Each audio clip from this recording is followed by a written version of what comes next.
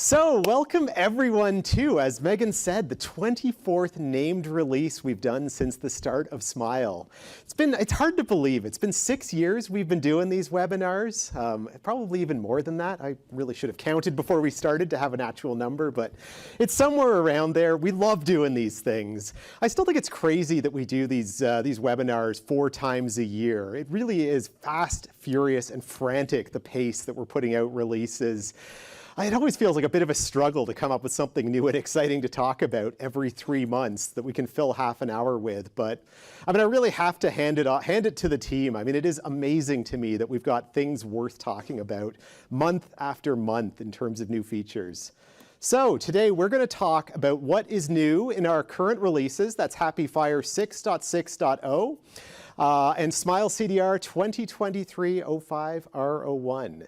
We have codenamed this release Xenon, or Xenon? I guess it's pronounced Xenon. That's also a thing I should have figured out before I started, I suppose. We're going to talk about that a little bit. You'll also see we're starting to weave our other product families into this webinar as well. So maybe even the title slide is not quite up to date. And this is going to be a theme in the coming webinars, is as we sort of start to converge our product families, we're going to start talking more and more about, let's say, the data fabric that we're building together, the technologies and the way that they all fit together. So as I say, we're going to be talking today about what's new in HAPI and Smile. We're going to be talking about our clinical reasoning product families, and we're going to be talking about our ecosystem product families. And if you don't know what that term means, well, when we get there, there's some familiar names in there. As always, this webinar is Creative Commons licensed. We will make the slides available. We'll make the recording available. You are welcome to take any of this content and do whatever you like with it, more or less. Subject, of course, to the terms of the attribution share-alike license. So this is Xenon. This is the 24th named release. I have to admit, when we picked the name, I mean, it's a kind of a cool word. It's kind of fun to say. I think if you'd asked me what is Xenon behind that, I probably would have said it's the gas that we use in neon lights, right? And I mean, that's not even true. Neon is the gas that we use in neon lights. But as it turns out, there's actually some medical background that we can use. I had no idea of these facts until we did some fact finding. Xenon lights are used to sterilize wounds and do tissue repair and relieve pain. I will tell a funny personal story. I had a vet with my dog that tried to sell me on Xenon lights for surgery recovery for my dog a couple of years. And I honestly thought he was trying to scam me and said, no, I'm not interested in that. And here we go. It turns out that wasn't a scam. That's actually a thing that Xenon light can do. Who knew? Xenon is, of course, used in imaging as well. I mean, not of course. I had no idea up until yesterday that was, or last week that was the case. But turns out it is. So who knew? Xenon makes purple light. That's cool. As always, or at least as we've been doing for the last few releases, we do have a release playlist. This is a compendium of songs that are interesting to the development team. A bunch of people have compiled songs. I've got a QR code up with a link to that, but of course, don't bother right now trying to scan that. We will put this back up later. I have to say that the team all seem to agree this is our best playlist, and I'm not just saying that. A number of people within the team have commented that generally they'll listen to the playlist once or twice. This one has stayed in regular rotation. I've listened to it a couple of times myself. It's really all over the map, as they tend to be, because there's no theme. It's just whatever songs we think are interesting. If you know the developers, you can try and figure out who submitted which, but you'll probably get it wrong. It's really strange what people put into these things. There we go. This is our release cadence. So this is the number of new features that have gone into every one of the last, how many is that? 8 releases, 9 releases.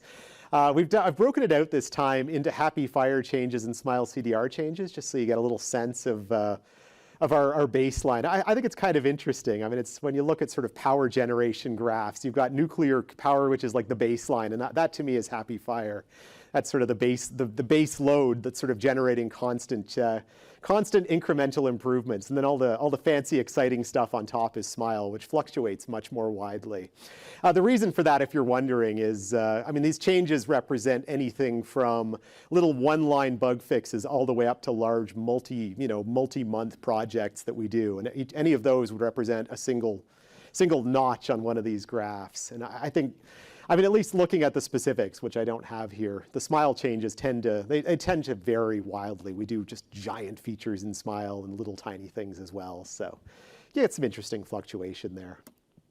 So I want to start by talking about the thing that is most interesting to me personally in this release, and that's FHIR-R5. For anyone who is not aware, FHIR-R5 was released about a month ago. This represents just a mountain of work from hundreds and hundreds of contributors around the international standards development community.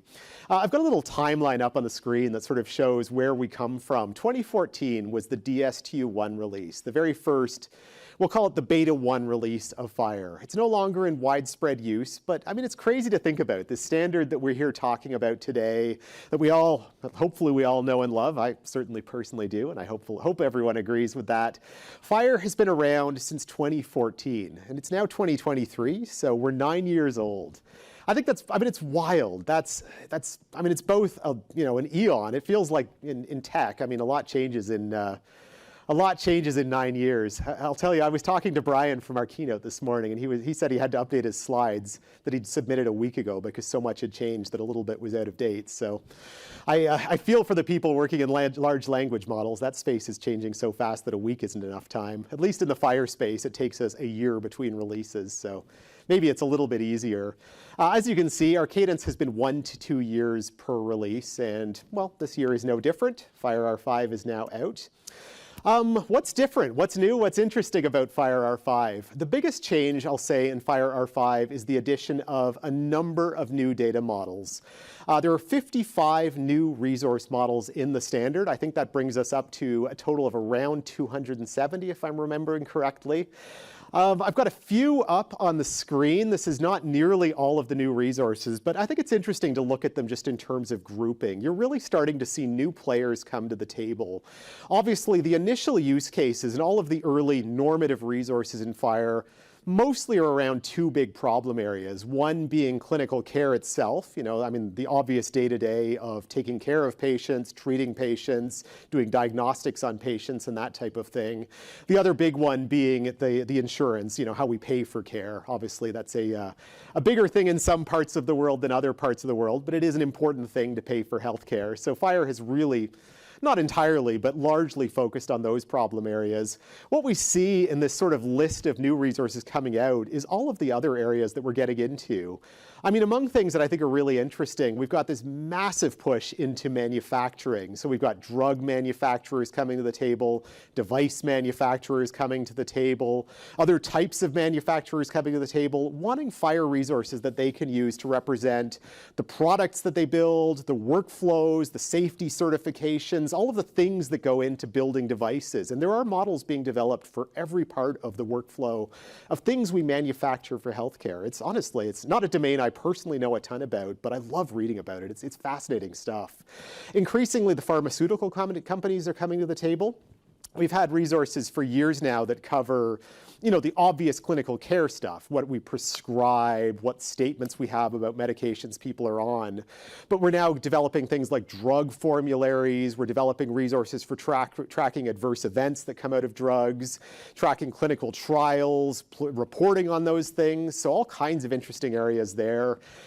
Food consumption is becoming a growing area, so we've got a bunch of interesting resources in that space. Security is an area that FHIR traditionally has sort of worked on the periphery of. I mean, technology like Smart on FHIR has been around for a long time, but we've never really had FHIR resources that get into things like our users, their permissions. We're starting to see that come out.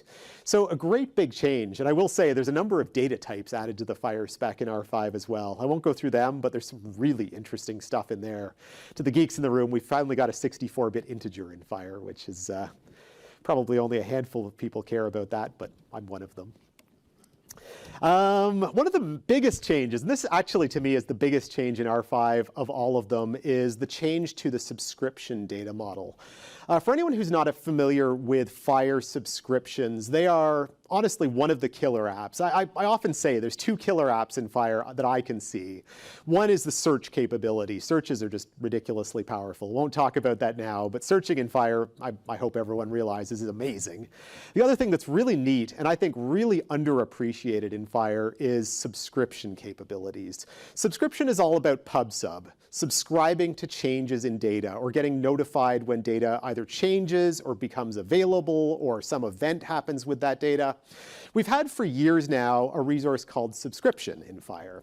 Subscription is a really basic thing. It allows you to basically specify, here is a search criteria, and here's where I want you to deliver changes about that search criteria. That's the R4 subscription model. So an example of that might be, let's say I'm building an app, and that app needs to be notified anytime a new lab test becomes available for my patient. If you can craft a search in FHIR, and it is of course easy to do that, you can craft an observation search for a specific patient, perhaps with a code or a category that specifies the types of observations you're interested in. You could create a subscription resource with that criteria, and you could give it a target. You would say, deliver the notifications about those changes to this server over there, or to a WebSocket on a phone, perhaps, or something like that. And there was a couple of other interesting bits, but that was kind of it. Subscriptions have been incredibly powerful. We've seen people build all kinds of fascinating use cases on top of it.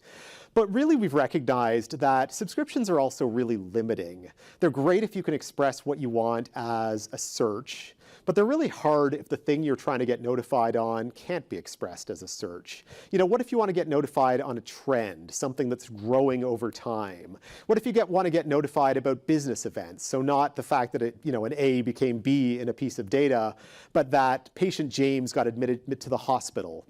These are a handful of things that you can't do with subscription today. Another big one is you can't get notified when data goes away. So search criteria are sort of positive criteria. They require you to be notified when something exists, but they can't notify you on the removal of something or the non-existence of something. So FHIR R5 has done a whole bunch to try and address that. We've split the subscription resource into 3 resources, all of which are tied together and all of which play a part. So first off, the new big resource that sort of drives subscriptions forward is a new resource called Subscription Topic. Subscription Topic allows you to specify, first off, a data criteria. And data criteria can be search criteria, like we described before. So your old subscriptions will absolutely still work. Your search criteria is a data criteria. But your data criteria can also be expressed in a number of other ways. You can express it using, for example, FHIR path expressions. If you're not familiar with FHIR path, fascinating language. It allows you to dig right into resources, make really powerful queries into them, and get notified basically on almost anything inside a resource, regardless of whether there's search expressions that match it. Data criteria could also include things like CQL expressions. I know we had an amazing session yesterday getting into the power of the clinical quality language. CQL, of course, is a technology that we believe passionately in here at SMILE.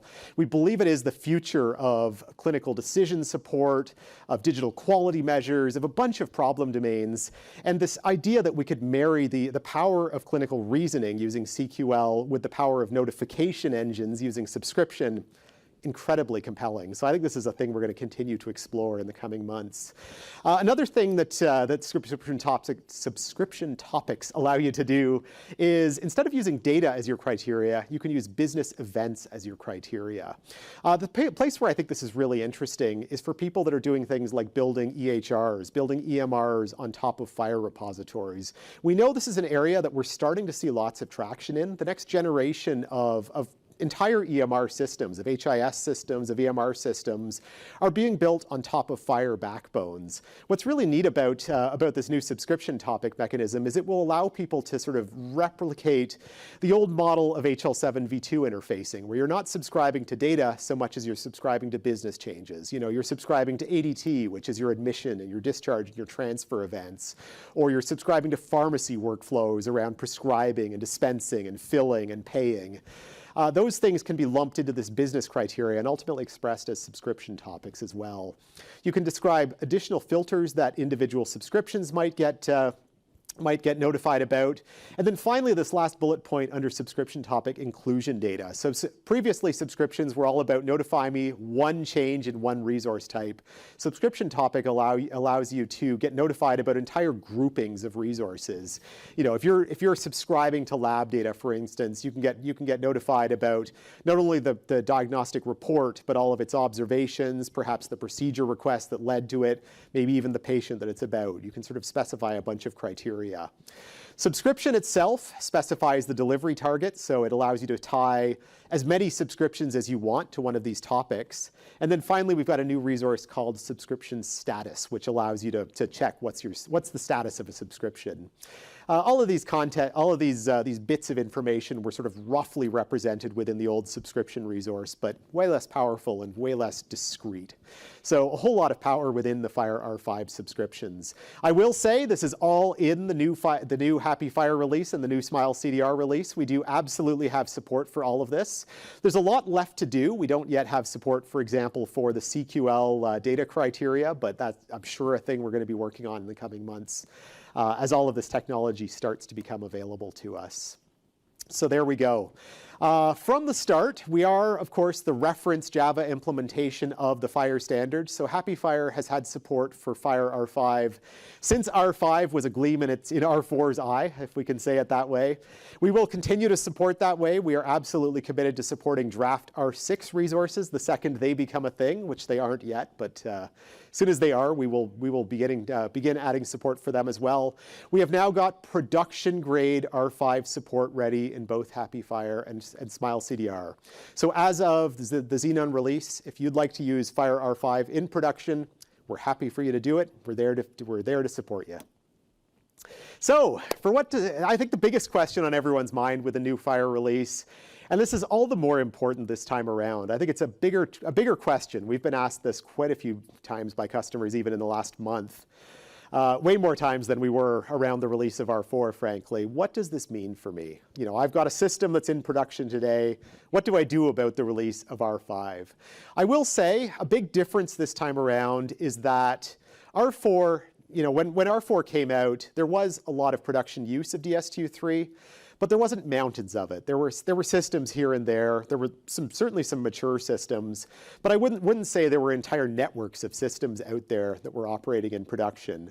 R5, on the other hand, is attempting to disrupt R4, which is enshrined in regulations in a number of jurisdictions. Certainly close to home, there's a number of American regulations that do govern, they do require the use of FHIR R4, and specifically FHIR R4.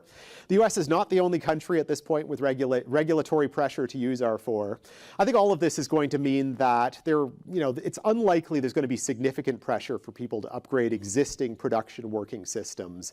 And I think that's really important for users to recognize. You know, R5's got some great features. There's great reasons to use it. I think we're all going to want to upgrade at some point, but I do not think there's going to be any immediate need to upgrade for anyone who has a working system today. And I think that's important to recognize. Certainly, if you're a standards developer, what does this mean to you? Well, if you're writing implementation guides, and this is really the most important thing, if you're writing implementation guides, you're going to have a decision to make at some point about whether you upgrade from R4 to R5.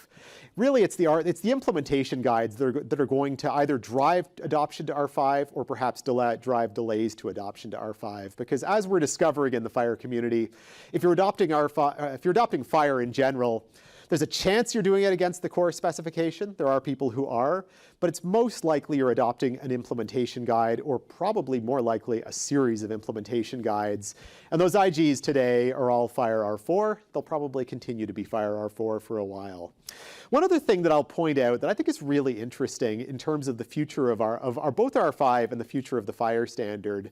A few people I think I see in the room were at the HL7 working group meeting last week. One of the things we heard from Graham Grieve, who of course is known as the father of FHIR and the FHIR product director more formally, a thing that he formally told the community is that he is hearing real significant market pressure from the market, from the vendors, from the implementers, from governments around the world, that we need to slow down the rate of change of the core FHIR specification. And I mean, an interesting tidbit he said is he's heard pressure from a number of people that R6 needs to be the final FHIR release. So I think it remains to be seen. I mean, I'm not saying you heard it here first. Who knows what the future holds, but there is absolutely a view in the world that R6 needs to be the final release that's sort of numbered that way, and we need to move to sort of incremental changes and normative releases past that. So who knows? I think the next 2 years are going to be just fascinating for the FHIR community. All I hope is that there won't be a FHIR R5B. I think probably a few people agree with that.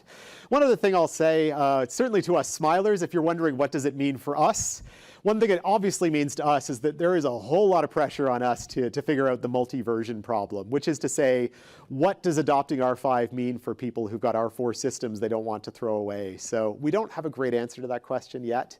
We're going to have a great answer to that question pretty soon. So to all the Smilers in the room, this is a thing we need to think about in the next while. So with all of that out of the way, let's talk about what's new in this release. First off, we have got support finally for custom resource types. This has been a long-standing thing people have asked for. We've had sort of hack it together support for a long time. It's vaguely been possible to support custom resource types. This is a thing that you can now do completely. And what's really neat about custom resource types is if you've got a business problem that is not covered by any of the 260 existing FHIR resources, and I mean, you'd be surprised how often that actually does happen. 260 is a lot of resources, but everybody's got something that's unique to them. You can now create a custom resource model that encapsulates whatever bits of information you want. You can use all of the existing FHIR data types in your resource types. You can also make them act as completely top-order FHIR resources. That means you can use FHIR data types anywhere you like. You can use all of the structures that come with FHIR resources. You can also use all of the power of searching, so they can refer both from and to built-in FHIR types. You can use chained search expressions, all of those types of things. I've got an example up on the screen of, I mean, this is, oddly enough, this is an example I wrote a couple of months ago before realizing that FHIR R5 had actually provided real resources to solve this specific problem. Probably more elegant than my example, but there you go. Let's say you wanted to represent meals and the ingredients in those meals. You could absolutely do that. You could create search parameters to represent it, and I've got a nice example of a search that we actually use in a bunch of our demonstrations and our tests for exactly that. So this is a working search that if you were going to drive your kitchen with FHIR, you could absolutely do that. So there you go. Probably the most technical update that I'll give you, and it's funny to put this so far to the front, but it's so critically important to Smile users, is around the stabilization of our Batch 2 framework. For anyone who's not familiar with Batch 2, this is a framework we introduced almost a year ago that's used for running long-running batch jobs. That in itself doesn't sound so interesting until you realize the use cases, which are things like bulk export, resource reindexing after you've added search parameters, evaluation of CQL measures, and all the technology that goes on there. And those are just a few of the, I think, about 9 or 10 batch jobs that we've got today, all of which are really important to routine operation and getting value out of your data.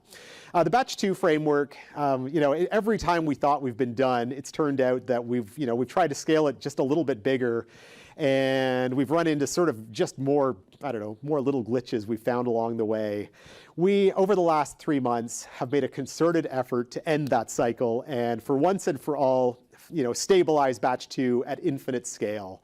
That's a little bit hyperbolic, but I do truly believe that we're there at this point. We've run a number of massive scale tests at this point with Batch 2.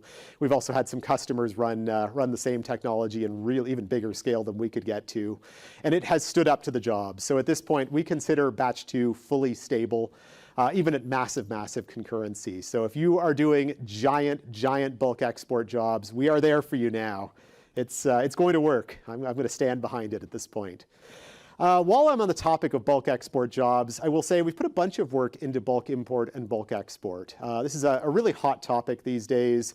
People are writing all kinds of applications that take advantage of this capability to basically to power sort of network applications with FHIR at the center. First off, we have made enormous performance enhancements to the bulk export engine. This is to the point where if you're doing really large exports, and I'm talking in the scale of hundreds of millions of resources and above, we've seen a speed increase of up to 10 times, 10 times faster resources out of the system. over the last 3 months with performance increases to bulk export. I will also say, and this is important increasingly as people build partitioned and multi-tenanted FHIR infrastructure, both bulk export and bulk import are now partition aware, which means you can use them on multi-tenanted systems. Really exciting change, actually, and I continue to think it's fascinating the places we're seeing partitioning get used. Not going to get into the weeds of partitioning here because we don't have time, but if you're not familiar with the way partitioning works in Smile and in HAPI, it's really neat stuff. We've made a number of enhancements to FHIR searching. As I said before, this is one of the killer apps of FHIR. It just keeps on getting better in Smile. We've got a lot of cool stuff in here. First off, a really neat thing that we can do. Increasingly, we see people using FHIR to build dashboards. We rolled out a while back a technology called Live Bundle that lets you build better dashboards. For people who aren't using Live Bundle to build their dashboards, but instead are using FHIR queries, a common thing to want to do is sort of display a bunch of rows where the rows represent data that you've, about something, maybe an encounter or a patient or an observation or something like that. But a thing you'll often want to do is sort, present a little sorting icon on the board and then let people pick up and down and which column they're sorting on. A thing that's tough about that is you're often not displaying data that comes from your focal resource in your search, but rather data that comes from one of the linked resources. So in this example, I'm showing encounters in perhaps a clinic or something like that, and I'm displaying the name. And if I wanted to sort by name, traditionally you can't do that using a sort in FHIR because you can sort on the patient, but you're sorting on the resource ID, which is really, it's almost guaranteed not to match up with the actual name of the patient. What you can now do is use a chained expression in sorts. So as you can see in my example here, _sort equals subject.family. That's giving me a sort on the last name of the patient. And super useful thing. I mean, if you're building dashboards, this is going to be great for you. If you're not, perhaps, maybe you care less. One other feature that is, I'll say honestly, is terribly named. I get the credit for this awful name, but we've had it for a long time, so I'm sticking with it. We have this feature called uplifted ref chains, which, despite the mouthful of a name, what this is all about is pre-caching and pre-calculating these chained search expressions. So this allows you to do what I just described really quickly on servers that have lots and lots of data. So uplifted ref chains will help you do chained expressions a whole lot faster. While we're talking about search, another really neat thing that's been around for a long time that I think is underappreciated is the ability to do geographic searches. If you're building, for example, a provider directory where you want to show facilities or individual practitioners with specialties or something like that, you want to find practitioners or locations or whatever that are close to where your patient lives. For a long time now, you've been able to do this location !near search parameter that would allow you to specify geographic coordinates and then find anything that was geotagged as being near that. We've beefed that up a whole bunch in the last while. You can now specify a distance. So I want to find anything, for example, within 10 kilometers, or it could even be within 10 meters of the location that you specified, which is pretty neat. You can specify a bounding box around where you want to search. Even better than that, you can now sort on the near expression as well. So I want to sort by whoever's closest comes first in the results. A whole lot of this is really neat. And if you think about combining this with the chaining functionality I spoke about on the previous slide, all of a sudden it's possible for you to find encounters which happen near a specific facility, for example, or patients that live in proximity. There's all kinds of interesting use cases for this stuff. So we are really, really excited to get feedback on this. I mean, I'll say this about really anything we're showing off today, but as always, we're fascinated to hear what people are using this for. We're even more interested to hear about whether the API is actually useful to you. So do get back to us with feedback. We've introduced 2 new operations for instance reindexing. So we've supported resource reindexing for a long time. We've added 2 new resources that allow you to do this not for a group of resources for an individual, but for an individual resource. The reason you'd actually do this typically is because you're testing search parameters. And what's really neat about this is the response gives you this lovely, this is just a small snippet of it, but it gives you this great view of all of the indexes that have been generated for that resource, what's been added, what's been removed, what it looks like. If you try this with geographic search parameters, it's really neat because you end up seeing the coordinates that are indexed and all of that good stuff. We continue to iterate on our work for CDS hooks. For Smile CDR users will know we've supported an entire framework for building CDS hooks services for some time now. And we've really, I mean, for a long time, we've had the basics nailed. These days, we're getting into all the exciting edge cases and the weeds of that specification.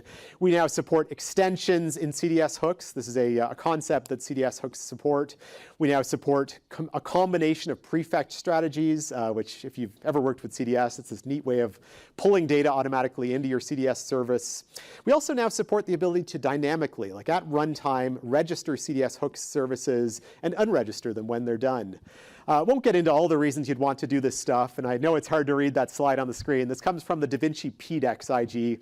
DaVinci they've made heavy use of CDS hooks in a number of their specifications. So anyone who's working with DaVinci, and certainly any Smile customers who are, for instance, thinking of adopting our prior authorization strategies and platform, you'll get to see a lot of this stuff firsthand, because we're making heavy use of this for building up our prior auth solution. All right, performance. As we always talk about in these webinars, we continue to make iterations on performance in both HAPI and Smile CDR.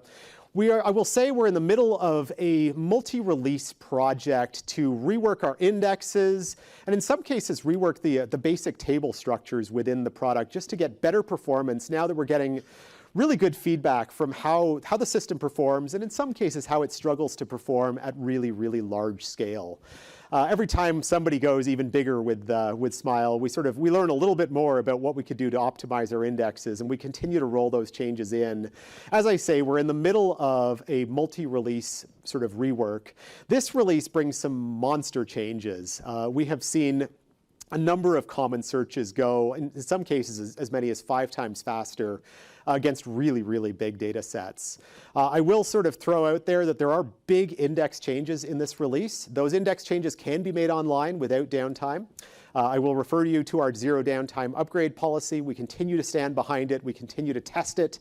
It is an important part of our DNA that we provide you the ability to bring your systems up and keep them up even as we make big changes. So do be aware that exists. And if any of our customers want to talk about how to do a zero downtime upgrade, of course, do reach out. We're happy to talk about it. MDM, we love MDM, and here I am linking cakes with our MDM platform. We've made 2 big changes to MDM. One, we are rolling out a new user interface for managing MDM. This is a UI that can be used to manage linkages between resources. It's being rolled out as experimental in this release, and the aim is to bring it up to trial status in our next release, which we have not yet named. That will come soon. Another big feature in the world of MDM is link history. We have added the ability to maintain histories of links managed by the MDM product over time. And this includes both APIs for viewing it and APIs for managing that history. So a bunch of neat stuff in there. Incidentally, I should throw out all of the artwork that's in this is all generated by DALL-E. So anyone who's building presentations, these generative AI models they're a godsend. HL7 v2 and CDA. Where are we going there? We continue to work on both data egress and ingress using sort of the legacy technologies. We've added new JavaScript hooks that allow you to either modify v2 messages as they come in and handle them yourself, or even drop them entirely. That's been quite popular. We also now fully support HL7 v2 escape codes, which are used for text formatting, things like bolding and new lines and stuff like that. So if you're using inbound HL7 v2 with format codes, those now get properly converted. We've now got JavaScript hooks that could be used both for generated FHIR documents coming in from CDA payloads, as well as for outgoing FHIR payloads generated from, or outgoing CDA payloads generated from FHIR documents. So lots of ability there, and we've added a bunch of XML processing hooks to our JavaScript execution environment as well to support that. So with that said, I'm going to move on quickly to our clinical reasoning product families, where tons of work has started to happen there as well. First off, I will say, anyone who is following closely in the HAPI source repository on GitHub, you may have noticed a subtle but really interesting change. Our friends at Alphora joined Smile not too long before our previous release webinar, and as we said then, we're beginning to sort of roll our technologies together. We're taking advantage of the synergies that come from being one great big team with both the HAPI/FHIR standards and repository team and the awesome Alphora clinical reasoning team, now the Smile clinical reasoning team, all under one roof. One of the things we've done is we've started work at rolling the clinical reasoning engine right into HAPI/FHIR. Previously, it was sort of a bolted-on add-on to HAPI/FHIR. You'll now see the beginnings of an actual submodule within HAPI/FHIR called HAPI/FHIR Storage CR. The CR is clinical reasoning, and that is the new home for the open source portion of the clinical reasoning engine. So exactly like we've been doing for a long time with HAPI and Smile CDR, we've got an open source engine. We've got a whole lot more great functionality baked into the Smile product that takes advantage of that open source engine. Clinical reasoning is no different to that. We've got a great open source engine that allows you to sort of, take it for a spin, roll it into your applications. We've also got a commercial product we stand behind that has a whole lot more fun baked into it, and that sits on top of the awesome work in the open source library. So work is ongoing there. We have upgraded our CQL execution engine. There's yet again, and this is a crazy theme, but this number just keeps popping up. We've seen workloads go 10 times faster in the upgraded CQL engine that's present in this release. This is great news if you're doing CQL at large scale. And 2 years ago, we were saying we were starting to see FHIR being used at large scale. Now it's everywhere we look. We can't get away from large scale FHIR. I think we're at that tipping point with CQL now. We've started to see a couple of people do really big things with CQL. I bet you if we come back a year from now, that's going to be old news as well, and we'll have a whole new class of problems coming from big scale CQL. We have also reworked the batch engine, which anyone who's used that will know about. The batch engine allows you to do batch processing against big data workloads. It's been reworked to be much more efficient with memory, so you can do even more with less hardware. I guess that's the best way to say that. Okay, so that takes us through the clinical reasoning product family. Now to the ecosystem product families. Ecosystem, we've never really called them this publicly before, but this has been our internal name for a long time. It's always been awkward sort of rolling into that in this webinar, so I figure let's just call it what it is. We've got a number of other really exciting and top order product families that live within Smile. The reason I sort of like to describe it this way, of course, is our vision is that of a data fabric. We've built for a long time a FHIR data transmission engine and data storage engine. And I think early on that was what we were known for, but we don't think that's where things stop. I mean, our vision of the future, our vision of the Internet of Health is one of a series of connected apps that all work together, which we provide a bunch, we provide a platform that wire them together. We hope our customers, we hope our partners are going to have plugins to all of that. And of course, we are seeing that vision play out. Ecosystem is all about the applications that we build ourselves that sort of power that Internet of Health. So with that said, the first that I'll talk about quickly is our FHIR platform for basically app launch, app registration, and all of that good stuff. Among things that we have done with FHIR in the last quarter is we have, previously FHIR was used for traditional patient and provider-oriented Smart on FHIR apps, and those were the types of apps you could register through FHIR. We have now got the ability for you to register population health apps as well, and this brings a whole new set of workflows and sort of ideas around how you could take advantage of this platform. So lots of neat stuff coming there. Our payer-to-payer or P2P solution, a number of things have happened there. We've added a bunch of status monitoring information as well as a refresh option, so you can sort of see what's the updated status of my P2P transfers as they happen. We've added auditing capabilities, so all of your P2P transfers now appear in the Smile audit log, which is exciting. We've added WCAG compliance. This has been a long and painful and ongoing process. We're now there. We are fully WCAG compliant. Which of course is very important for anyone who's rolling this out to the public, which is exactly why you roll out a solution like this. And finally, and this is another big theme, we are moving this solution and really all of the ecosystem products to follow the same release cadence that we have within Smile. And this yet again reflects our growing vision that we're not producing a bunch of products, but an entire suite of basically an integrated ecosystem of products. So we are moving to a single release cadence across all of these products. Within our payer member portal, or PMP product, we have now added MDM support. So anyone who's rolling PMP out in an ecosystem where you've got MDM capabilities, and certainly that includes both the Smile CDR MDM, but this could also include linkages to external MDMs as well, and we've seen customers do both. We now support MDM workflows within PMP, so you can now basically go searching for data and have data come back that is a comprehensive data set, including everything that's being linked by the MDM. And yet again, we're moving to quarterly release cycle there as well. So that's it for ecosystem products. Just to wrap up, what are we going to be working on in the next quarter? So we've got a lot here, actually, and I think this is all worth talking about quickly. And yep, I've got time to do that. We will continue our performance tuning work. I keep going on about this. It is remarkable to me the amount of performance gains we've seen over the last few quarters. I know that this trend will hold, so we'll have lots more to talk about. One of these times I'll bring some proper graphs so that we can actually brag about this stuff, but it is really exciting what's coming there. In the next quarter, we will have our initial 0.1. I don't know that we've decided to actually number it that way, so perhaps I'm getting ahead of myself, but we will have the first demoable release of our prior auth suite. So we will look for early demonstrations of prior authorization coming out of Smile. We've got really cool stuff coming there. I've seen the early previews. I am super excited for the way this stuff is playing out. It takes advantage of every last bit of our technology and does it in really cool ways. So this is going to be a dynamite suite. I believe that truly. We are debuting very shortly support for the IHE Basic Audit Log Pattern Implementation Guide, which is a lovely auditing implementation guide. Auditing, of course, is probably one of the more boring subjects around working with clinical data, but really one of the most important, because there is no point to working with clinical data if you can't do it securely and you can't know who's seen your data. BALP is a great way of doing that, and we are rolling out support. We've in fact already rolled it out in secret in HAPI/FHIR, and I'll talk about that in a future webinar as well. Incidentally, it's secret on the public HAPI test server. There's no secret code or anything like that. It was probably awkwardly phrased. We'll talk about that in a future webinar. We are going to be finalizing, hopefully, our 2.0 release of our CDA exchange. And this is a ground-up rewrite of our CDA ingest and our CDA egress capabilities.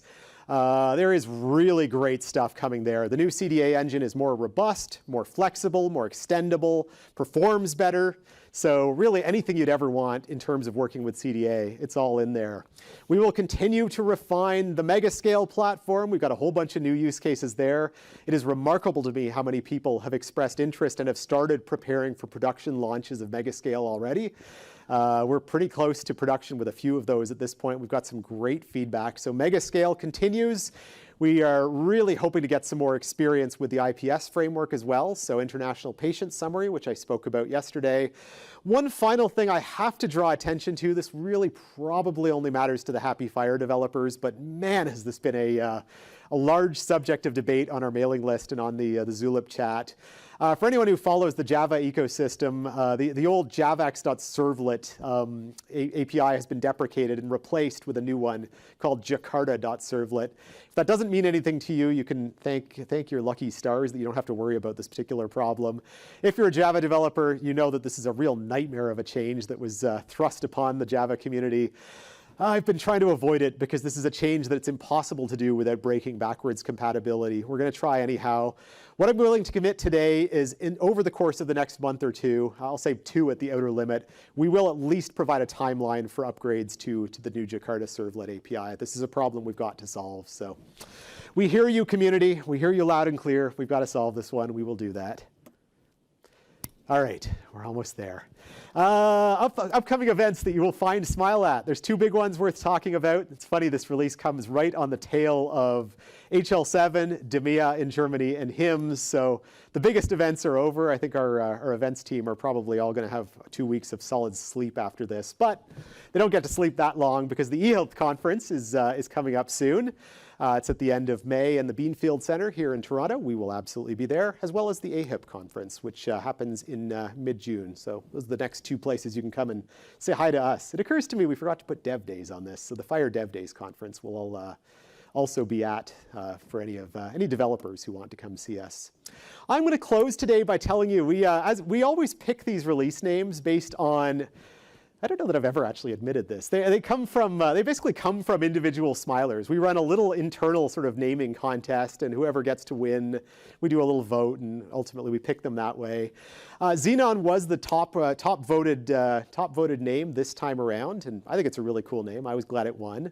But the runner-up I also thought was pretty cool, just because I don't know, I also think it's a neat word. We're going to close with it because I will say this. I spent some time teaching FHIR at one point in my life in China.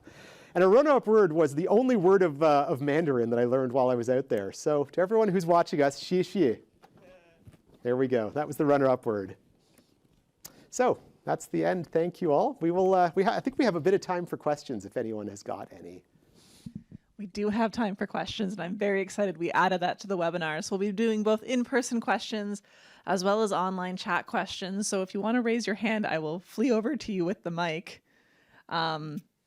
I know there were a couple of features that I was really excited about, and you've got plenty online, so we'll start with those guys, but think about your own questions while you're here. The top question here is, what are your thoughts on adoption of the R5 in the US, given legislator mandated to use R4/4.0.1?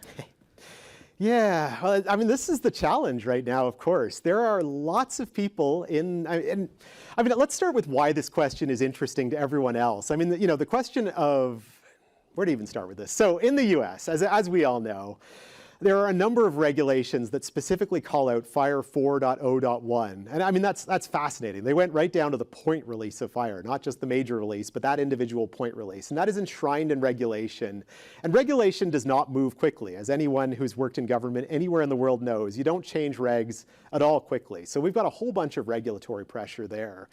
I'd love to say that that's a problem limited to the US, and we're up here in Canada, so why do we care? But we do care because honestly, I think when it comes to FHIR adoption, this is one area where the US, frankly, has led the world. I mean, really, anything that happens in the US does tend to reverberate around the world. And I mean, we see exactly that. We do see regulations coming out in other parts of the world that specifically call out the very same FHIR versions. We see people building IGs for their national profiles that look exactly like US core, but sort of localized to their localities. We see a bunch of jurisdictions doing things like their own versions of the Da Vinci project, of the Gravity project, and these types of IGs. And IGs they're no different. They're not regulations exactly, but they too call out specific point releases of FHIR. So there is a whole lot of inertia that's baked into a version of FHIR. So what does this all mean? I mean, where do we go from here? Obviously, a new version of FHIR is out. People want to take advantage of it. I mean, especially if you're working in something like manufacturing, or you want to take advantage of the new subscription models, you really want to try out the new features. I will say first off, if you've implemented any of those IGs, if you've done US Core, if you've done Da Vinci, if you've done any of the European equivalents, you're probably not moving anytime soon. I would estimate that the timeline on even any kind of availability of those IGs in a new version of FHIR for draft trial use is probably a year out. And any regulations getting changed is probably well more than that. A simple example I can give that's not regulatory driven, but perhaps is a bellwether, is all of the Apple Health Record APIs that are commonly used, probably the best use case for FHIR since its start. That stuff is all still done today in production on FHIR DSTU2, so we're 2 releases behind there. And there's nothing wrong with that. There's a working version of FHIR solving a problem, and it solves that problem completely. So there is zero reason to think that we're out of date and we need to upgrade. We're good there. I think that pattern will continue here. I think R4 will continue to solve a meaningful problem in a meaningful way. There's 2 things I think that are worth probably closing this answer out with. One, the subscription capabilities are available in FHIR R4. There is a fascinating, it's a little bit clunky, but it does exist. There's a mechanism defined that allows you to use extensions in R4 to get all that same capability. So if you want to use the new subscription stuff in R4, you can do that. It's a little bit awkward, but it works, and it works fine. The other bit is I think the early adopters of FHIR R5 are going to be the de novo systems, the people who aren't implementing IGs but are building standalone systems. And they're going to be the canaries in the coal mine, I think, for how this stuff goes. I don't know. I don't know that I'm fully answering that question, but that's at least the view that I've got on it. Great, thank you so much. I'm going to open it up to anyone in person, or I'm going to go back to reading the chat if no one raises their hands. I believe one of the questions was, you were talking about, and you just mentioned extensions here too. What is the difference between using an extension or using a custom resource, and how would you make that choice? Oh, I love it. It's an important question, actually. So I'll say this, custom resources are really compelling. It is, as you're designing a system, I'm a developer myself. I've built lots of systems in my life, and every developer, self-included, thinks they're special and their use case is unique and different from everybody else's. And they've got perfectly valid reasons for creating custom resource types. We're all going to think it at some point. And I'll say, honestly, let's say 80% of the time, you're wrong. It's a terrible idea to use a custom resource type to solve that particular problem. It's a terrible reason just because you are destroying the basic principle of interoperability that FHIR brings. You're creating a data type that exists in your server that perhaps does not exist in the clients that want to talk to your server, and that your clients are fundamentally going to be incapable of looking at. They're just not going to get the data that they're receiving. This is not to say that it's always a bad idea to use custom resource types. There's lots of valid reasons, and those valid reasons are pretty much always in use cases where you control both the client and the server. So in other words, you can add this custom type over here, you can add it over here, and we know that these two parties are going to be able to talk with each other. That's a great use case for custom resource types. On the other hand, if you're building APIs that the public are going to communicate with, I will guarantee if you start throwing back custom resource types in your responses, those clients are going to break. They're going to complain to you that they can't talk. So why would you use extensions instead of custom resource types? Extensions are baked into the FHIR specification, and they're baked into the spec in a way where there is an expectation in client developers that the server is going to return extensions that the client does not expect. This is just plain an expectation in the FHIR standard. And this is great for extensibility. If you've got data elements that weren't sort of contemplated by the FHIR spec, the classic example I use that's probably not very realistic, but if you're creating a patient resource and your system tracks the patient's eye color, you can add an extension with the eye color. Clients are going to look at that extension. They're not going to choke on it. They're not going to sort of return exceptions or anything like that. They're going to silently ignore it if they don't know about eye color or they don't care about eye color. And that is the brilliance of extensions. So, ultimately, the short version of this is custom resources are super powerful. There are great times to use it. Think twice before you roll a custom extension or custom resource type in. If you can solve your problem with an extension, that is always the better option. All right, thank you so much. Just a quick follow-up on that. For the people who are stuck in R4 for various reasons, just to keep the theme going, is there an opportunity with extensions or custom resources to maybe get some of the new shiny features that they wouldn't normally be able to get? Yeah, there is. I spoke briefly about the subscription capabilities, and that's a big one. I will say this is a common theme around FHIR in general. As the world sort of moves to this model where we're getting more and more inertia to not upgrade, or at least negative, like resistance to sort of upgrades because there's big systems out there working. A number of the new features in FHIR have been provided as extensions in one way, shape, or form. So there's a bunch of this capability that does exist today. That's the kind of good part. The other bit that I'll mention exists, and I don't personally love it, but it is another attempt at solving this problem, was the FHIR R4B release. I don't honestly know if we're going to do this again. I personally think it's a bit of a failed experiment, but there are, that's one person's opinion. There are others who think it was a giant success. FHIR R4B was an attempt to take a bunch of the FHIR R4 content that people were using, but then merge it with a bunch of newer FHIR R5 resource models so that people could use the two together. Didn't entirely, at least personally, it didn't work very well for me to merge, bridge the R4, R5 gap. It may well be that we find better ways of doing that. It may well be that we declare that a failed experiment and don't do it again. I'm kind of hoping for the latter, but it's really hard to say what the future will hold there. We are, of course, in a future where people want to do this new stuff, but also don't want to break old systems. So this is a problem we have to solve one way or the other. Just something on the list of things to do. Thank you so much. All right, this is our last question. Does anybody have an in-person question, or are we going to give all of the control to the chat? I think it's a chat kind of day. I'm okay with that. So I'm going to combine a couple questions just with our last question. Is there anything that you're looking forward to working on, an upcoming trend, an upcoming challenge for HAPI FHIR, just coming up in the future that you're particularly like, this is going to be a fun thing to tackle? Oh, I love it. So, honestly, this is probably just going to be repetition, and I'm sorry for that. But I'm super excited about two things that are coming in in the next quarter. And I've said both of them, but I'll say them both again because I think they're so exciting. One is super boring, but super exciting at the same time, and that's the performance work we've been doing. It continues to astonish me, the scales that people use this technology at.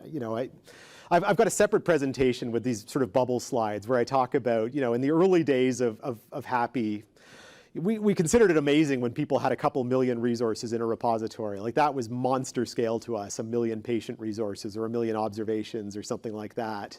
I mean, these days, we're talking repositories that are often getting into like terabytes of data and hundreds of millions, maybe even billions of resources in a single repository.